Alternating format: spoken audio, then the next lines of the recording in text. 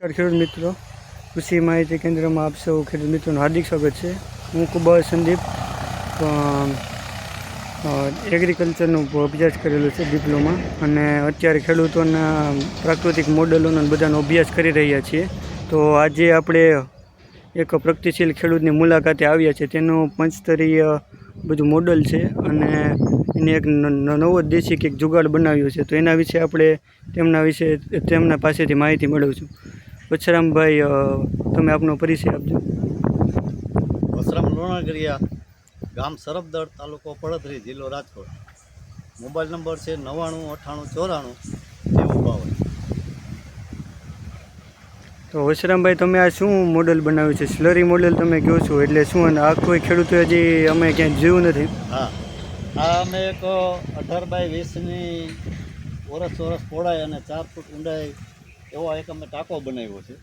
જમીનમાં ઊંડો ખાડો ગાળીને 4 ફૂટ, અને પછી એમાં અમે તાલપત્રી નાખી દીધી છે.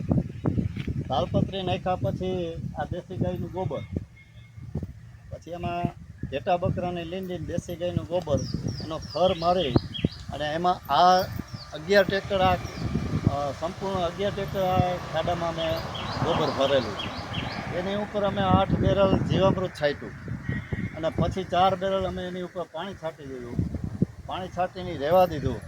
અને આ એક સ્લરીનો પ્રોજેક્ટ છે કે ધીમે ધીમે આ જે ગોબરમાં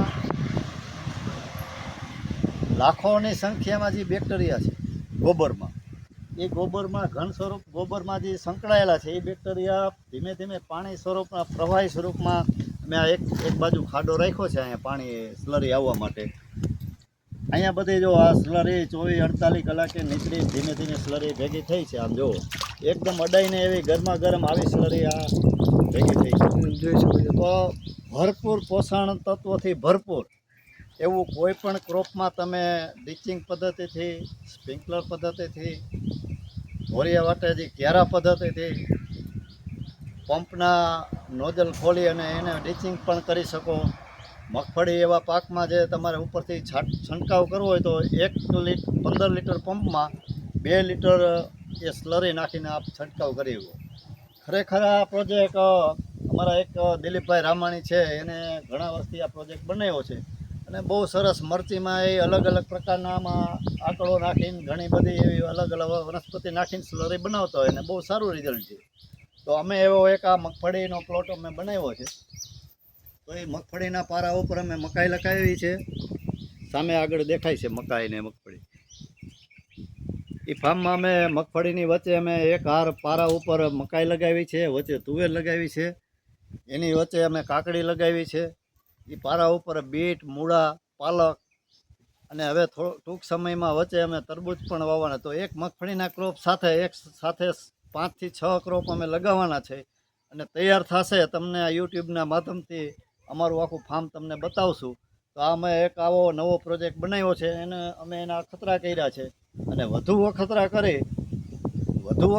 કરી અને ગાય કેવી રીતે બચે અને ધરતી માતા કેવી રીતે સજીવ થાય અને ખેડૂત કેવી રીતે સમૃદ્ધ થાય, એના માટેના અમારો એક પ્રયાસ છે આવો નાનકડો એક. તો અમે એવા અલગ અલગ અખતરા કરી અને આપને ફરીવાર તમને જણાવશું અને અમારા લાઈવ અખતરા અમારા જે કરેલા અમારા ફાર્મ ઉપર બોલાવીને તમને પણ ડેમો તરીકે અમે બતાવશું. જય ગૌ માતા. વછરામભાઈ પાસેથી આપણે ખૂબ સરસ માહિતી મેળવી છે. તમારે કોઈ પણ જાતની ખેતીને લગતી, ઓર્ગેનિક ખેતીને લગતી માહિતી જોતી હોય તો તમે પ્રાકૃતિક કૃષિની, તો તમે વછરામભાઈનો કોન્ટેક કરી શકો. વછરામભાઈ, હજી એકવાર તમારો કોન્ટેક નંબર રિપીટ કરજો. મોબાઈલ નંબર છે 9998949052. કોઈ પણ પ્રાકૃતિક કૃષિના પાકમાં આવતી સમસ્યા, કોઈ પણ સમસ્યા હોય તો આપ મને ફોન કરી શકો છો. જય ગૌ માતા. અને તમે કેટલા વર્ષથી ખેતી કરો છો? હું આમ તો શરૂઆત 2009થી કર્યું. જ્યારે આખા ભારતમાં વિશ્વમંગલ ગૌ યાત્રા ફરી ત્યારે ગાયનું મર્મ સમજાવવામાં આવ્યું હતું આખા ભારતમાં, કે ગાય શું છે ને ગાય આધારિત ખેતી કઈ રીતે થઈ શકે. એની આખી એક હિસ્ટ્રીના પેમ્પલેટ ગામ ગાય યાત્રા, રથયાત્રા ફેરી અને ગાયનું મર્મ સમજાવવામાં આવ્યું. ત્યારથી મારે પણ એક ગાયના રથયાત્રાની વિશ્વમંગલ ગૌ યાત્રાની એક જવાબદારી હતી. તાલુકામાં હું ગૌ યાત્રા ફેરવતો હતો. ત્યારથી મને આ પ્રેરણા મળી અને ધીમે ધીમે 2009થી અખતરા શરૂ કર્યા. 12-14 વર્ષથી હું સંપૂર્ણ ગાય આધારિત ખેતી કરું છું. તમને ક્યાં ક્યાં એવોર્ડ મળેલા છે? હા, મને આત્મામાંથી જિલ્લા લેવલના પણ એવોર્ડ મળેલા છે, તાલુકા લેવલના એવોર્ડ મળ્યા છે.